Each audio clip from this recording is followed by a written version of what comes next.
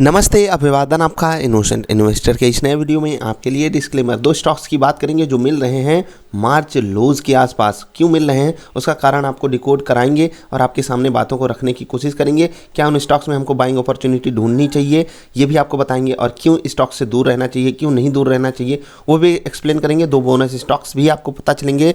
Bonus stocks में कुछ आपके लिए नॉलेजेबल चीज़ होगी, तो आप बने रहिएगा। वीडियो लाइक कर लीजिए और इत्मीनान से बैठ जाइए। बहुत लंबी नहीं, छोटी सी वीडियो रखेंगे। चलिए आगे बढ़ते हैं। सबसे पहला स्टॉक आपको देखो, दोनों ही सेम कैटेगरी के स्टॉक्स हैं और मार्च लोज की बात इसलिए हो रही है क्योंकि हमने जो मार्च लोज देखे हैं वो सच में बहुत ख़तरनाक थे। कुछ स्टॉक्स के लिए तो वो रेट शायद दोबारा कभी जीवन में आएंगे नहीं हमारे आपके, मतलब वो कहते हैं ना कि once in a lifetime opportunity थी हमारे आपके लिए उन स्टॉक्स को उस रेट पे ग्रैब करने की। ठीक, अब ये जो स्टॉक्स वापस आए हैं इनके पीछे का कारण क्या है हम डिकोड करेंगे। दोनों ही बहुत धुरंधर स्टॉक हैं। पीवीआर एक ये स्टॉक है मार्च लोज के आसपास और दूसरा भी सेम ही कैटेगरी का है। आप देख सकते हो मार्च लोज कहाँ पर थे, आपके सामने है डेटा। यहाँ पर मार्च लोज थे और वो यहाँ पर आप देख सकते हो मार्च लोज हमारा बना हुआ था 23 मार्च के आसपास का रेट ये है। इवन उसके भी नीचे जो 1200 का रेट था उसके भी नीचे पीवीआर अभी फिसला हुआ है। ये उन स्टॉक्स में थे। एक दूसरा स्टॉक है आइनॉक्स लेजर। हम आपको याद दिलाना चाहते हैं कि यही दो स्टॉक्स थे जहां पर हमने पॉजिटिव साइड का स्विंग ट्रेड बहुत बेहतरीन तरीके से पकड़ा था, बहुत ही अच्छे से हमने डिकोड करके पकड़ा था। अगर आपको याद हो, अगर नहीं याद है तो जाकर वीडियो देख लेना। बाकी वापस आते हैं, हम डिकोड कर रहे थे पीवीआर का चार्ट। आप देख लीजिए ये मार्च लोज था और उसके बाद उसके नीचे स्टॉक्स ट्रेड कर रहे हैं। जब कोई दिक्कत आती है, संकट आता है, तो हम आप सब पहले हेल्थ पे पैसा फूंकते हैं। ठीक है, फूंकते इसलिए कह रहा हूँ मैं क्योंकि आजकल इंडिया में जिस लेवल का करप्शन हो रहा है ना, वहाँ पर लगता है कि हम पैसा जला रहे हैं अपना। खाने में भी पैसा जलाना टाइप का फील होता है। होटल वगैरह में चले जाओ, 100 रुपये का खाना आपको 500 में परोसा जा रहा है। क्या करोगे? ये शोबाजी के चक्कर में देश अपना बर्बाद हो रहा है और ये जहाँ जाना चाहिए पैसा वहाँ नहीं जाता, बस वही अमीर अमीर बनता जाएगा।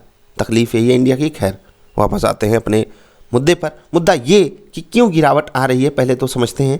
हम हेल्थ पे पहले फोकस करते हैं, फूड पे भी फोकस कर लेते हैं। ठीक है, उसके बाद थोड़ा अगर हम एंटरटेनमेंट में फोकस भी करना चाहते हैं तो हम फिजिकल एक्टिविटी के लिए फोकस में अपने आप को रखना चाहेंगे। और एंटरटेनमेंट अगर हमको सिनेमाज वगैरह का लेना है तो वो मोबाइल और लैपटॉप, कंप्यूटर्स, स्मार्ट टीवीज़ वगैरह पे हम ले लेंगे, बाहर नहीं जाएंगे। क्योंकि पहला तो रिस्क है किस चीज़ का, इन्फेक्शन का। दूसरा, इनकम वगैरह कम हुई है तो हम क्यों जाएं बाहर, हम लो कॉस्ट एंटरटेनमेंट पे फोकस करेंगे।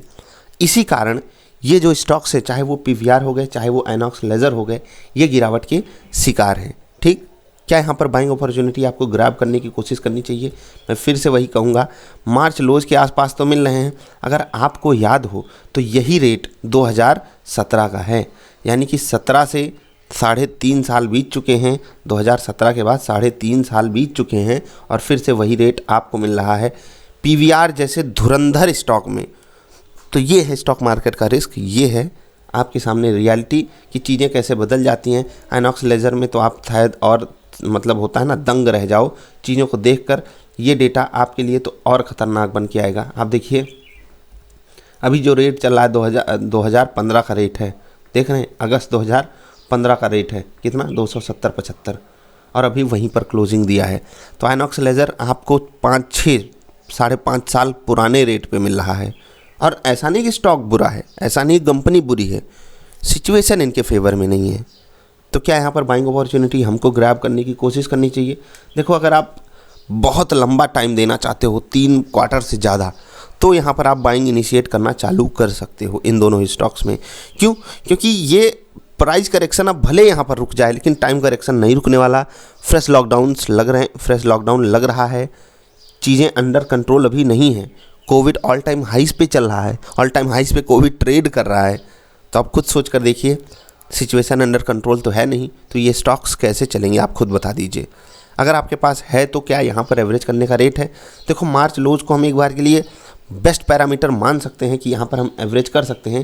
लेकिन आपको एक चीज़ और बताना चाहूँगा कि मार्च लोज के बाद ये उन चुनिंदा स्टॉक्स में हैं जिनका एक अलग से लो बना था, और ये धीरे धीरे चीज़ें डिकोड होती हैं बाज़ार में। मार्च में जब इनका लो बना के लगा कि सब कुछ ठीक नॉर्मल हो जाएगा, उसके बाद जब लॉकडाउन की सारी प्रक्रिया हमारे सामने आई कि ऐसे ऐसे होगा लॉकडाउन, कोई बाहर नहीं जाएगा, सिनेमाज पे बिल्कुल रिस्ट्रिक्शन लगा दिया गया, तो ये चीज़ जो प्राइस में और बड़ा करेक्शन लाई और डीप हो गया और यहीं पर सिचुएशन हमारे कंट्रोल से बाहर हो गई। काफ़ी समय इसी रेंज में बिताया। खैर, स्टॉक्स ऊपर जा कर के करेक्शन दे चुके हैं, लेकिन अभी भी वो माहौल हमारे सामने नहीं बन पा रहा है। आप क्या सोचते हो, ज़रा नीचे बताइएगा। कम से कम यहाँ पर अगर मैं कुछ भी ट्रांजैक्शन करूँगा तो केवल ट्रेडिंग पर्सपेक्टिव से करूँगा, और ट्रेडिंग कैसे की जाती है वो मैंने आपको समझाई हुई है बात। ठीक, 2 एक्स्ट्रा स्टॉक्स की बात आपसे करने के लिए हमने बात बोली थी, तो दोनों स्टॉक्स के बारे में जिक्र करेंगे। उससे पहले यहाँ पर फाइनल कंक्लूजन ये है कि पीवीआर और आइनॉक्स लेज़र में अगर मुझे कुछ ज़्यादा पसंद है तो मैं आइनॉक्स लेज़र की तरफ अपना रुझान रखना चाहूँगा। कई सारे पैरामीटर्स हैं, लेकिन मार्केट कैप पीवीआर का ही बड़ा है, तो आप इसकी तरफ जा सकते हो। चलते दोनों आस ही पास हैं, थोड़ा बहुत ऊपर नीचे होकर के। पीवीआर थोड़ा धमाधम चलता है, आइनॉक्स ऐसा नहीं है कि धीरे धीरे चलता है, लेकिन वहाँ पर है ना लिक्विडिटी का थोड़ा सा इशू होता है, इसलिए आप पीवीआर की तरफ जा सकते हो अगर एकदम इंट्राडे वगैरह कर रहे हो या मार्केट ऑर्डर वगैरह लगाते हो। तो इन्वेस्टिंग के लिए काफ़ी समय इन स्टॉक्स को देना पड़ेगा, इसलिए अभी के लिए अवॉइड कीजिए। बेटर अपॉर्चुनिटीज़ आपके लिए अवेलेबल हैं। अब कोई एक कारण बताएगा, एसबीआई कार्ड पे हम डिस्कशन करना चाहेंगे कि ये स्टॉक, जबकि ये एकदम इसेंशियल कैटेगरी में आता है पेमेंट की, और जो यहाँ पर पेमेंट का यूसेज है, क्रेडिट का यूसेज है, वो लॉकडाउन हो जाने के बाद पहले तो डिजिटल ट्रांजैक्शन, दूसरे क्रेडिट का ट्रांजैक्शन बिल्कुल बढ़े हुए हैं, क्योंकि लोगों की जब सैलरी कम होगी तो क्रेडिट कार्ड वगैरह का यूज ज़्यादा करते हैं। भले वो धीरे धीरे होता है ना, नो कॉस्ट ईएमआई का यूज़ करेंगे, ईएमआईज़ का यूज़ करेंगे, 3 महीने, 6 महीने, 9 महीने, 12 महीने, इवन 2-2 साल तक की ईएमआईज़ क्रेडिट कार्ड्स पे आपको मिल जाती हैं। तो इसका यूज बढ़ा है, और आप देखिए कि सच में यूज बहुत बड़े लेवल में बढ़ा है। अगर आप इनके रिजल्ट वगैरह को डिकोड करोगे, वहाँ पर भी कुछ बुरा आपके सामने है नहीं।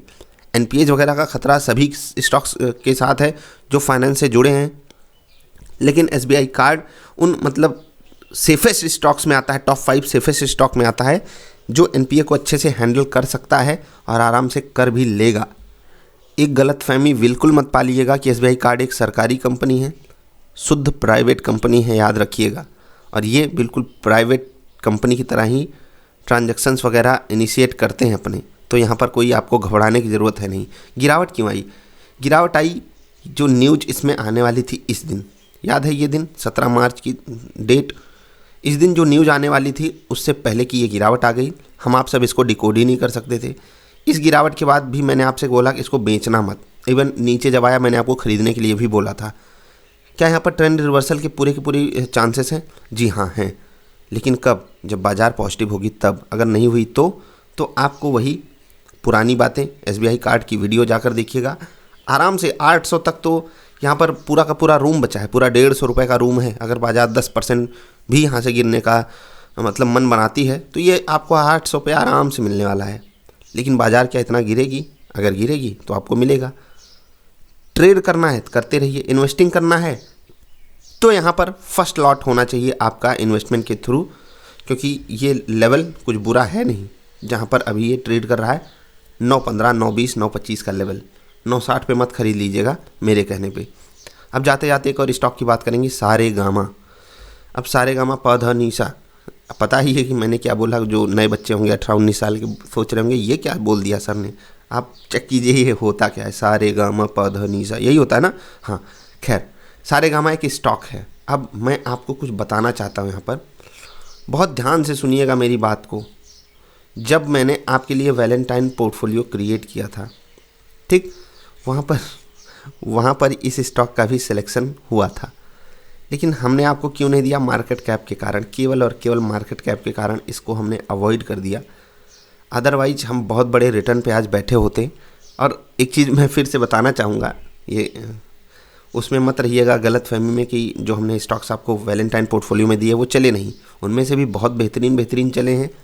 लेकिन यहाँ पर हम आपको बाइंग के लिए क्यों देते, वो यहाँ पर आप डिकोड कर सकते हो। ठीक है, यहाँ पर आप डिकोड कर सकते हो, और उसके बाद यहाँ पर भी आप डबल वेरिफिकेशन कर सकते थे कि आपको यहाँ पर क्यों बाइंग करनी चाहिए थी। आई होप कि आपने मेरी कैंडल वाली वीडियो देखी हो, और उसके बाद जब वापस इस वीडियो को देखोगे, वापस सारेगामा का चार्ट देखोगे, तो आपको बहुत बहुत बहुत पॉजिटिव संकेत मिलते। मैं कह रहा हूँ ना, आप इस मोमेंटम से भी पहले इस स्टॉक को बड़े आराम से पकड़ लेते। क्या मैंने पकड़ा था? जी हाँ। अब कहो तो आपको प्रूफ भी दे दूँ, ईमेल कर दीजिएगा जिनको प्रूफ चाहिए हो। बाकी जिनके पास वैलेंटाइन पोर्टफोलियो होगा, जिनके पास होली पोर्टफोलियो होगा, जिनके पास 26 जनवरी पोर्टफोलियो होगा, उनको पता है कि हम ऐसे ही स्टॉक्स पकड़ने की कला जानते हैं। और फ्री ऑफ कॉस्ट आपके लिए एजुकेशनल वीडियो अवेलेबल भी है। मैं आपको एक्यूरेसी भी बता दे रहा हूँ, 75% की एक्यूरेसी रहेगी स्विंग ट्रेड में।